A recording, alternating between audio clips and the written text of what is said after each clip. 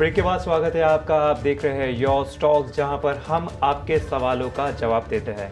मैं हूं अंश बिलौर और मेरे साथ है मेरे सहयोगी कविता जी, और हम अगले 1 घंटे आपके सवालों का जवाब देंगे। सवाल पूछने का जरिया बता देता हूं, बेहद आसान है।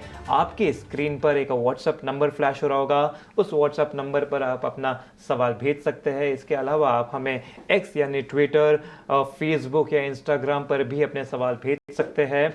और जो दर्शक हमें यूट्यूब पर लाइव देख रहे हैं वो कमेंट सेक्शन में भी अपने सवाल भेज सकते हैं, क्योंकि टाइम टू टाइम हम वहां से भी सवाल लेते रहते हैं। सवाल भेजने का एक फॉर्मेट भी है, वो भी बता देता हूं। आपको अपना नाम बताना है, आप कहां से हैं, कौन से स्टॉक में आपकी खरीदारी है, कौन से लेवल से आपने खरीदारी की है, साथ ही साथ आपका नजरिया क्या है। आप शॉर्ट टर्म के लिए होल्ड करना चाहते हैं या लॉन्ग टर्म के लिए। इससे हमारे गेस्ट को काफी आसानी हो जाती है आपके स्टॉक्स पर राय देने के लिए। तो चलिए इसी के साथ हम गेस्ट को भी शामिल कर लेते हैं। हमारे साथ एंजल वन से देवांग शाह जुड़ चुके हैं और यस सिक्योरिटी से लक्ष्मीकांत शुक्ला भी हमारे साथ शामिल है। तो आप दोनों का बहुत बहुत शुक्रिया हमारे साथ जुड़ने के लिए इस पेशकश में। तो एक फटाक से मार्केट चेक ले लेते हैं। अगर बाजार देखें तो इस वक्त वैसे तो पॉजिटिवली ट्रेड करता हुआ नजर आ रहा है, लेकिन पिछले 4 सेशन से एक मोटा मोटा रेंज बना हुआ है, उसमें ही घूमता हुआ नजर आ रहा है। कुछ सेशंस तक जब बिकवाली हुई थी उसके बाद हमें थोड़ा साइडवेज दिख रहा है, तो यहाँ से थोड़ा पॉजिटिव या तो साइडवेज जाने का अनुमान किया जा सकता है। लक्ष्मीकांत जी, आपके पास आना चाहूंगा। टेक्निकली यहाँ पर निफ्टी कहाँ जाता हुआ नजर आ रहा है, क्योंकि 4 सेशन से तो हम देख रहे कि थोड़ा ऊपर नीचे होता हुआ थोड़ा साइड में ही जाता हुआ दिख रहा है फिलहाल। तो ये कल का गेन था वो ये सस्टेन नहीं कर पाया निफ्टी, और अराउंड 23.6 फिबोनाची रिट्रेसमेंट से वहां पर हमें एक बेरिश कैंडल का फॉर्मेशन बनते हुए नजर आया था। तो मुझे लगता है कि निचले स्तर पर हमारे जो पिछले स्विंग लो है अराउंड 24,700 से लेकर 24,750 तक, उसको ये मेंटेन रखेगा। But follow through buying expected है। जब निफ्टी 25,250 के लेवल को क्रॉस करेगा, वहां से हमें 25,500 के लेवल तक एक पुल बैक मूव दिखाई दे सकता है। So overall range bound move भी नजर आ रहा है। फॉलो थ्रू बॉइंग अभी भी मिसिंग है जब तक निफ्टी 25,250 के लेवल को क्रॉस नहीं करता है। वहीं पर अगर हम बैंक निफ्टी की बात करें, बैंक निफ्टी भी अपने जो हायर लो हायर टॉप के फॉर्मेशन को मेंटेन किए हुए है। और मुझे लगता है कि जैसे ही बैंक निफ्टी 51,710 के ऊपर एक क्रॉस ओवर देता है, तो वहां से एक अपसाइड मोमेंटम हमें दिखाई दे सकता है। सो ओवरऑल कुछ ज्यादा सेलिंग तो नजर नहीं आ रहा है, बट फ्रेश बाइंग के लिए हमें थोड़ा सा वेट करना पड़ेगा मेंशन लेवल के अनुसार। राइट, चलिए तो यहाँ बाजार की चाल पर राय ले ली गई है, लेकिन साथ ही अब हमारे अगले सेगमेंट ऑप्शन के चैंपियन का वक्त हो चुका है।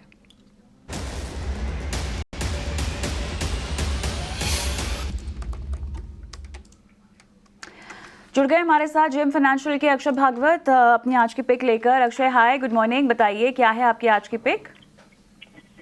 Good morning. आज ऑप्शन के चैंपियन के लिए स्टॉक चुना है HAL, हिंदुस्तान एरोनॉटिक्स लिमिटेड। तो stock possible basin out scenario हो रहा है, ये हमारा मानना है। बेस है 4200 का, जो गए 2 से 3 ट्रेडिंग सेशन में बना है, और यहाँ से हम एक्सपेक्ट कर रहे हैं कि मोमेंटम पिकअप होगा स्टॉक में अक्टूबर महीने में, जिसके चलते स्टॉक 4800 तक शॉर्ट टर्म में छू सकता है। आपको रणनीति बनानी है कि 31 अक्टूबर की आपको 4600 स्ट्राइक की कॉल बाय करनी है, जो करीबन 60 से 64 के रेंज में ट्रेड हो रही है। इस पे आप टारगेट 1 बनाइए ऑप्शन प्रीमियम पे 90 का 90, सेकेंड टारगेट बनेगा 115 115, और ये ट्रेड में आपका स्टॉप लॉस बनेगा 40 रुपए। नेट प्रॉफिट पोटेंशियल स्ट्रैटेजी में अप्रोक्सीमेटली बनेगा 11,500 का, और रिस्क या स्टॉप लॉस बनेगा 6,200 का।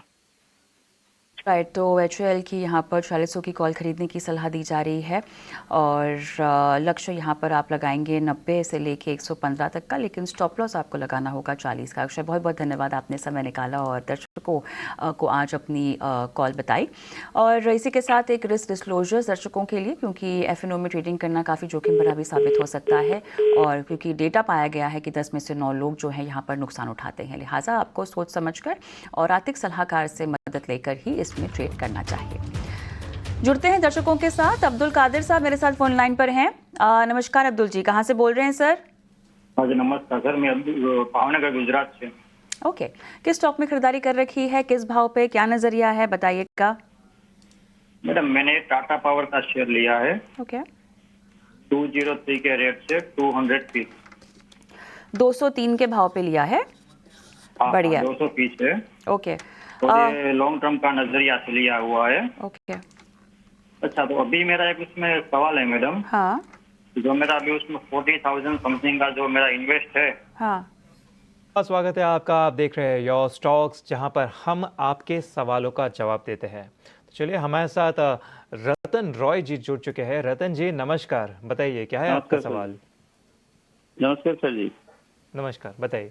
हमारे sir shipping corporation of India का 144 शेयर है 284 का भाव में, और येस बैंक का 1000 शेयर है 25 का भाव में। तो अभी क्या करना है वही समझ नहीं आते। जी, और आप थोड़े लंबे समय के लिए देख रहे हैं या कैसे देख रहे हैं? हाँ, शिपिंग कॉर्पोरेशन को 2 महीने के लिए, और येस बैंक को तो लंबे समय के लिए। जी बिल्कुल। लक्ष्मीकांत जी, आपके पास आना चाहूँगा इस सवाल के लिए।